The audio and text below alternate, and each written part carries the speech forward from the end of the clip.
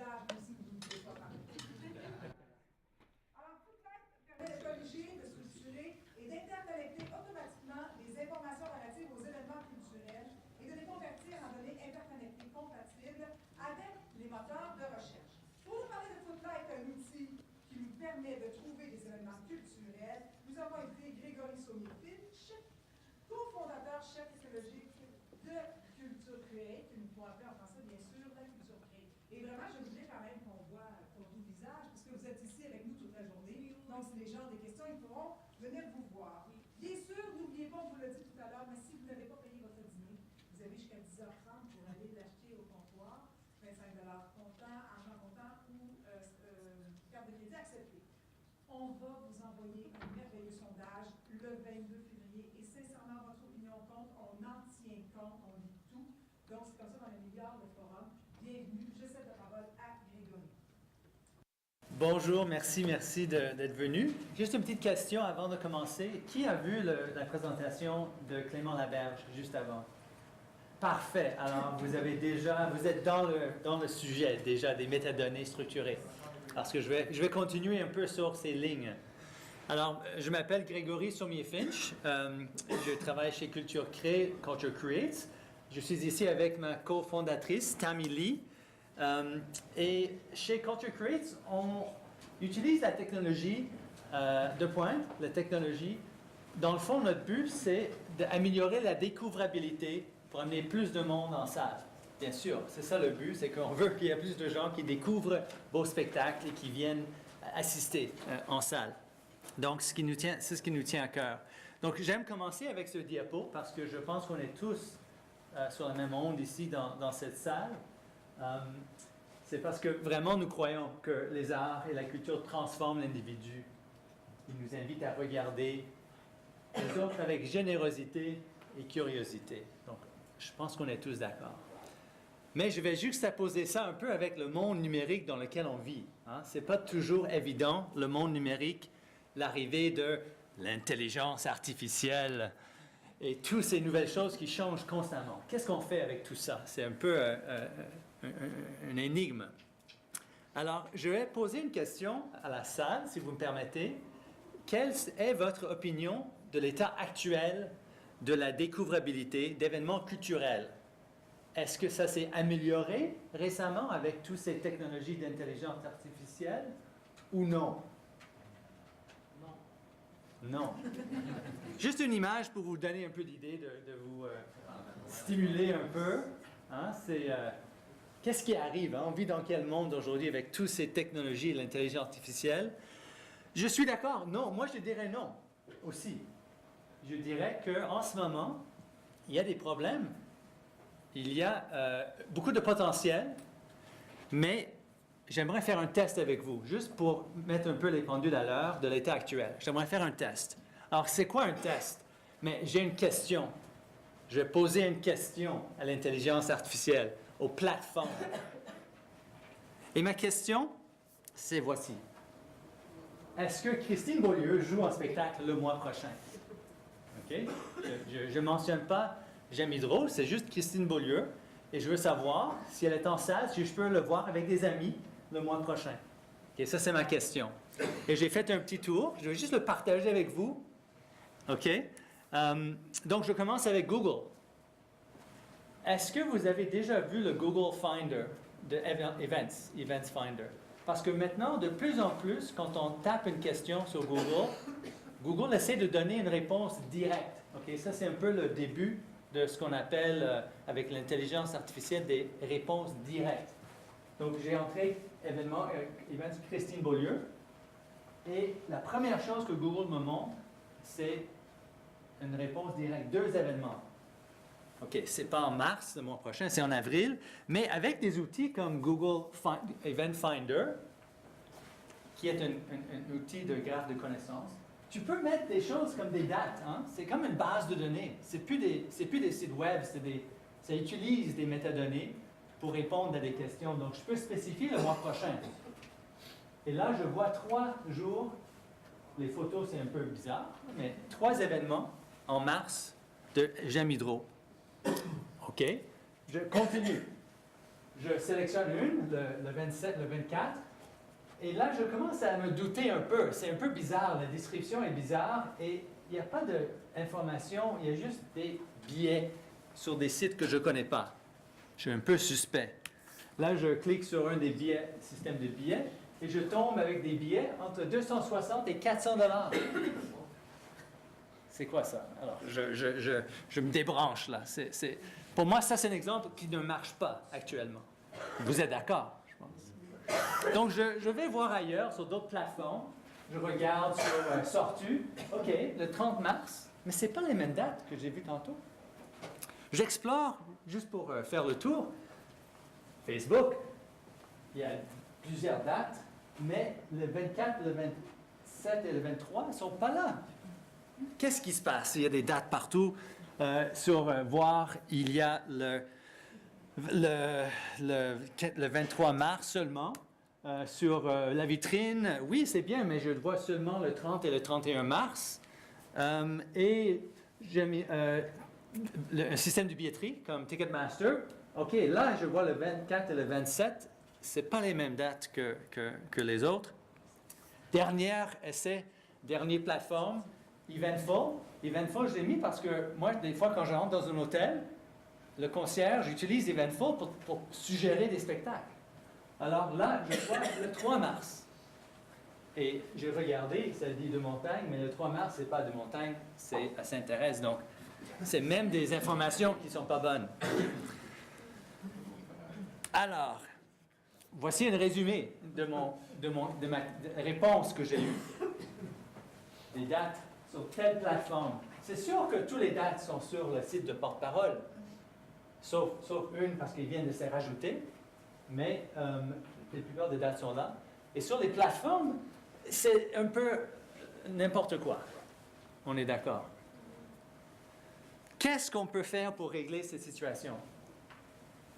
Il y a non seulement des métadonnées qui ne sont pas là, mais on a vu un peu la qualité des métadonnées n'était pas très, très réussie. Il n'y avait pas des photos, il n'y avait pas des descriptions qui m'attiraient. Donc, je recule. Je vais parler 2 secondes de Tim Berners-Lee. C'est le gars qui a inventé Internet, on est d'accord. C'est quelqu'un qui est, on parle de plus que 30 ans, a commencé avec le web, a dit qu'il faut que ce soit ouvert. Et sa vision est très intéressante parce que sa vision nous donne une solution à ce problème. Sa vision, c'était que si on publie les métadonnées ouvertement, structurées sur le web, on peut faire des requêtes, on peut faire des queries et ça devient une base de données numérique qui peut nous répondre à des questions. Mais avec une condition, les métadonnées doivent exister et ils doivent être publiés ouvertement. Dans l'exemple que je viens de montrer, il y avait un manque de métadonnées et un manque de qualité de métadonnées. Donc, même les algorithmes de Google ont la misère à répondre parce que les métadonnées n'existaient pas.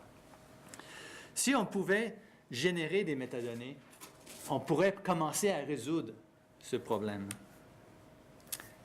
Et ça c'est un exemple de que ça pourrait être si on avait des métadonnées publiques, publiées partout et liées. On pouvait avoir des plateformes qui sont au courant des dernières informations, qui ont une meilleure qualité de données, sauf peut-être les billetteries qui ne sont pas intéressées à vendre des billets qui ne sont pas leurs billets, mais les autres aimeraient bien avoir ces métadonnées.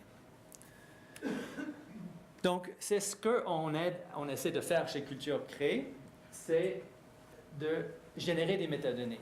Mais on ne veut pas vous faire trop travailler, bien sûr, parce que ce qu'on essaie de faire avec Footlight, c'est d'utiliser vos sites web existants. On ne veut pas vous commencer à rentrer des données de nouveau. Okay? Le but, c'est de traduire vos sites web existants en métadonnées structurées et liées pour que les algorithmes et les plateformes puissent découvrir et comprendre vos événements et les œuvres créatives. Donc, est-ce que vous me suivez? Ça fait du sens parce que voici un exemple un peu plus concret de ce que Footlight peut faire. Donc, on prend une page web existante. Ça, c'est un partenaire, Canadian Stage. Cet été, on a fait des pilotes avec eux. Et c'est un vrai événement qu'ils ont, Tartuffe, parmi d'autres. Et on convertit ce qui est là en code. Ça, c'est comme des codes, une façon de présenter des codes pour ordinateur, formatés pour que les machines, les dates, les heures, les durées, formatés pour que les machines puissent comprendre. OK? Et Footlight vous permet, donc tous les organismes culturels, vous créez un compte et vous pouvez aller valider les informations, mais ça, évidemment, c'est très difficile à valider. Hein? Donc, on le retraduit dans un format humain pour que vous puissiez comprendre ce qui a été traduit en métadonnées. Et ça, c'est un exemple. Donc, qu'est-ce que c'est Footlight? C'est un éditeur de métadonnées. Et 80% du travail est déjà fait parce que votre site web, vous l'avez soigné, vous l'avez travaillé, vos descriptions sont là, vos dates sont là. Donc, 80% du travail est fait, mais avec l'éditeur, vous pouvez enrichir un peu plus. Si vous voulez, ce n'est pas obligatoire, mais si vous voulez, nous, on fait des liens. On analyse le texte, on utilise du Natural Language Processing, on analyse le texte, par exemple, et on va lier Tartuffe à la pièce de Molière dans Wikipédia. Okay? Et on fait des liens. C'est automatique, mais vous pouvez toujours les valider, parce que c'est important. Du point de vue artistique, on croit que c'est important d'avoir cette étape de validation. Toujours, il ne faut pas laisser les machines décider, il ne faut pas laisser les algorithmes tout décider. Il faut diriger. Ce matin, on parlait de guider. Hein, on va guider l'intelligence artificielle si on prend soin de nos métadonnées. S'il manque... donc, et une fois que c'est lié, il y a plein d'informations riches qui viennent se rajouter. Donc, on commence à bâtir un web de données. C'est vraiment riche, les informations. C'est un lien, mais qui amène beaucoup de bénéfices. Et s'il manque un lien, parce qu'il n'est pas référencié dans le texte, on peut, avec Footlight, on peut rajouter des liens. Et on peut toujours valider que les liens, et je fais l'emphase, je ne fais pas de leur entrer de saisie de données, je fais valider et lier. C'est l'activité qu'on va mettre l'emphase. Et on peut, bien sûr, quand on lit des fois, il y a une pièce, il y a plusieurs partenaires, plusieurs organismes culturels qui l'organisent, ça devient un peu complexe. On peut toujours vérifier qu'on parle du bon théâtre, qu'on parle du bonne information liée. Et bien sûr, on peut rajouter du multimédia. On peut rajouter des liens avec des vidéos sur YouTube, on peut rajouter des liens avec les articles de presse. Et un principe de base des graphes liés, c'est d'enlever l'ambiguïté. Donc, quand on parle de quelqu'un comme l'étoile de cette pièce Tartuffe à Canadian Stage, c'est l'acteur Tom Rooney et c'est non le politicien américain Tom Rooney. Okay? Ça on appelle ça enlever l'ambiguïté. Et ça, c'est très important parce que les algorithmes, sinon, sont tous mélangés. Voilà. Étape finale, vous pouvez publier avec Footlight les données structurées, liées, que vous avez validées, sur votre site web ou sur d'autres graphes de connaissances. Et il y a beaucoup de projets, et je vais parler tantôt de plusieurs projets, mais vous pouvez publier les données sur votre site et partager publiquement avec d'autres graphes de connaissances. Voici un exemple du test qu'on a fait cet été avec Canadian Stage. Donc, on peut voir que les descriptions, les images et les dates sont beaucoup plus précis. On ne peut pas garantir ce que Google va faire. Mais si on donne des qualités, des informations de qualité, on sait qu'il va faire un meilleur travail. Il y a des descriptions. Avant, ça venait dans mon exemple au début, d'un système de billetterie qui n'avait pas une bonne description. Là, la description devrait, et dans ce cas-ci, vient de votre site. Donc, vous êtes plus en contrôle. Même les scalpers souffrent parce que vous devenez maintenant l'autorité de vos métadonnées. Et Google ne va pas enlever les liens, mais il va mettre celui qui a la meilleure réponse en haut. Il va, sans que vous fassiez rien, vous mettre avec vos métadonnées en première place. Donc, ça, c'est quelque chose qui n'est pas la solution complète pour battre les scalpers, là, mais ça aide, chaque chose aide à améliorer la situation aujourd'hui. Donc, on a fait, une fois qu'on a des bonnes métadonnées, des qualités liées, on peut faire beaucoup de choses par-dessus. Et ça, c'est juste un petit exemple. C'est un chatbot qu'on a fait pour le CNA qui utilise les données. On n'avait pas besoin de faire autre que programmer le chatbot et il pouvait lire les données du site web du Centre national des arts. Et ça marche même avec Google Assistant maintenant. Google Assistant, vous pouvez l'ouvrir et demander ce qui se passe au Centre national des arts et va lister les dates d'une façon très cohérente pour vous. Est-ce que vous voulez voir la vidéo du chatbot que nous on a fait? Je peux le faire rouler s'il y a le son. Let's see what happens when we talk to Culture Creates. Okay, Google, can I talk to Culture Creates? Sure, let's get the test version of Culture Creates. Hello. What's happening at the National Arts Center? At the NAC, there are 6 more performances in November. Are you interested in dance, music, workshop, or theater? Dance. OED Love is being performed this Thursday and Friday. Would you like to hear more? Yes. Highly original LEV's inventive duo Sharon Isle and Guy Behar team up with techno trailblazer DJ Ori Lichtek to create a raw, visceral new work inspired by slam poet Neil Hilborn's sensational text. Note partial nudity. Actually, can I know more about music? There are 4 music events coming up in the next few weeks. Zuckerman and Beethoven Choir, the Jan Arden Christmas Concert, and Diana Krall. Tell me more about Diana Krall. On December 1st and 2nd, Turn Up the Quiet World Tour reunites Diana with Tommy Lee Puma. Are there any tickets available? Yes, there are tickets available. Would you like to buy some now? I would like to buy them later. Okay, I'll keep that in mind. Goodbye.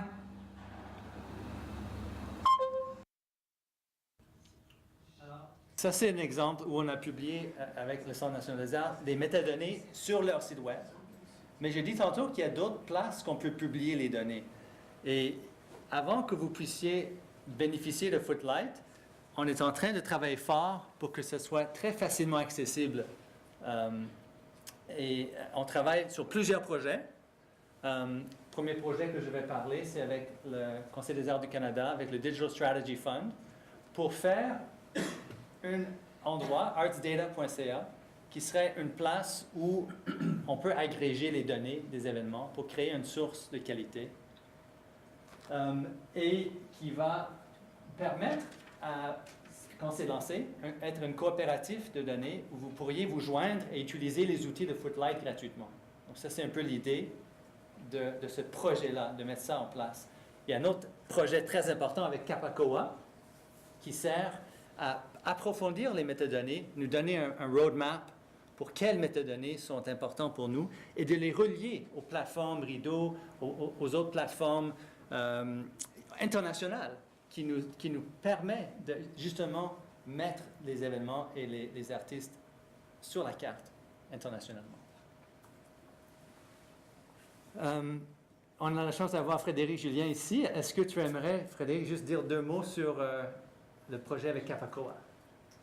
J'aimerais d'abord dire que je suis hyper fan du travail de Grégory et Tammy. C'est, je crois, parmi toutes les initiatives numériques qui se déroulent au Canada, c'est sans doute une de celles qui est parmi les plus importantes, celle qui a le potentiel d'aller le plus loin. Et donc, nous, on s'est associés, on veut les soutenir dans leur développement. On veut notamment travailler aussi avec Rideau parce que je crois qu'il y a un potentiel de mariage extraordinaire entre un truc comme ça et la plateforme de Rideau. Imaginez dans un futur rapproché que le lien de données pourrait être fait automatiquement, pas uniquement lorsque vous le faisiez vous par Footlight, mais parce que Footlight sera lié à Rideau. À ce moment-là, toute cette masse de données-là devient automatiquement liée. Vous n'avez qu'à valider avec un petit coup de pouce sur votre appareil intelligent ou numérique. Et ça y est, c'est quand même assez surprenant tout ce qui devient possible avec ces technologies-là. Et tout ça grâce à l'esprit visionnaire de Tammy Gregg.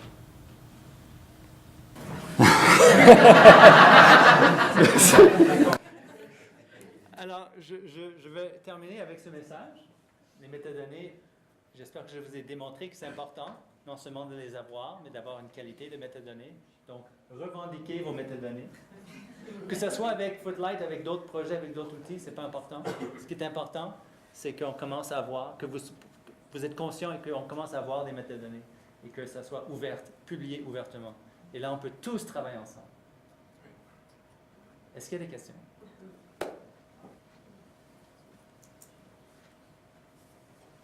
Oui. J'étais à l'atelier de Clément juste avant. Il parlait du recto et du verso. Oui. de la page web. Oui. Quand vous parlez de publier les données, là, Oui. vous les publiez au verso ou au recto? Alors, au recto. Donc, ça c'est un côté du page web. Et ça, c'est l'autre côté. Oui. Recto, verso. Qu'est-ce qu'il fait, c'est qu'il transpose pour faire écrire dans l'autre. Donc, Que tout fait lire. Footlight lit la version humaine et te produit la version. voilà. Donc, il y a plusieurs façons de faire, plusieurs outils. Mais nous, on a dit, on a pris le point de vue du secteur culturel, on a dit, vous n'avez pas le temps de faire ça. Mais il ne faut pas que vous soyez en dehors du loop. Donc, on a dit, automatisons avec l'intelligence artificielle, avec le Natural Language Processing, 90%, on va faire des liens et on va structurer comme ça. C'est illisible, mais on vous permet de rester dans le loop, de valider. Et même si vous voulez rajouter des liens, des fois, il y a des partnerships, il y a des organisations, c'est très compliqué, vous pouvez enrichir. Mais 90% du travail est déjà fait, donc vous ne passez pas votre temps nécessairement à faire tout le travail. Parce que la plupart des outils, il faut les rentrer et saisir manuellement les données, ou travailler avec un développeur. J'ai encore des questions. Oui. C'est pas le même URL. Là. Lorsqu'on voit à droite, là, le portal.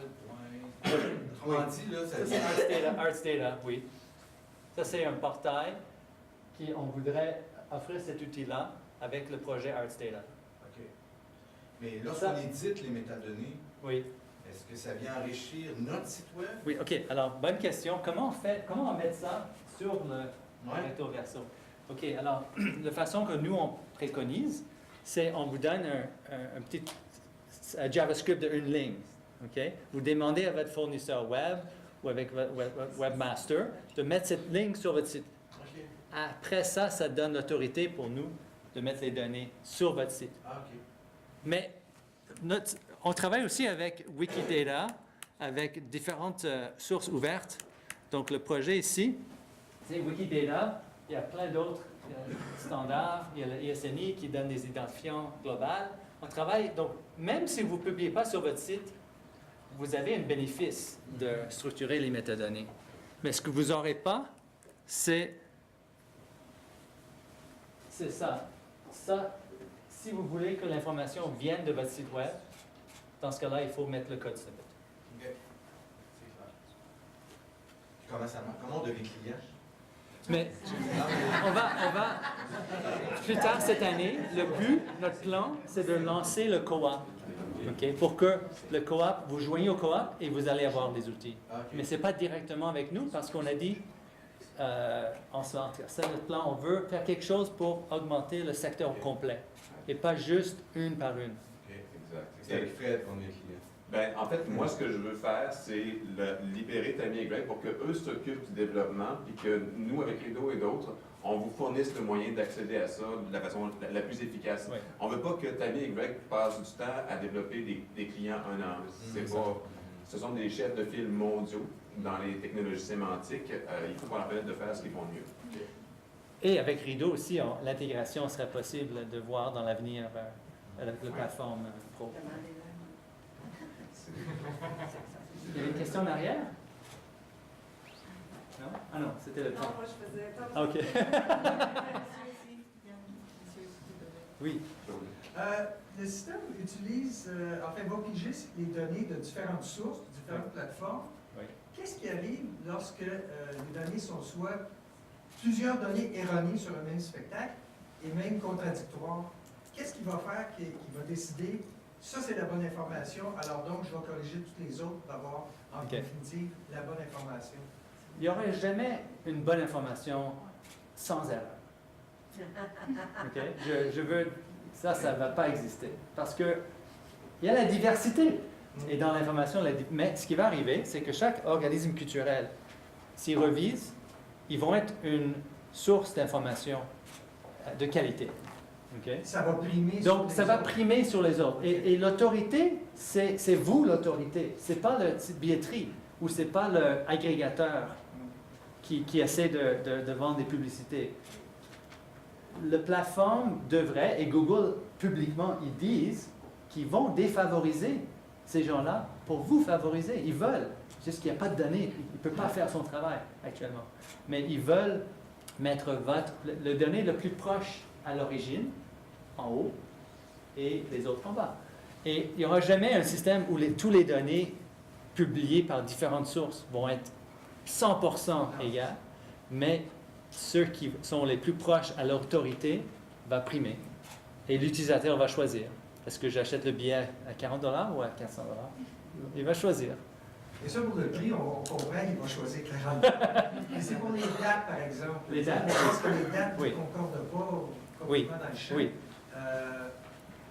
Le système va privilégier l'information qui est sur le serveur du diffuseur. Ce qu'on dit, c'est que si l'information est disponible facilement, ça va réduire le problème où les plateformes ont des dates différentes.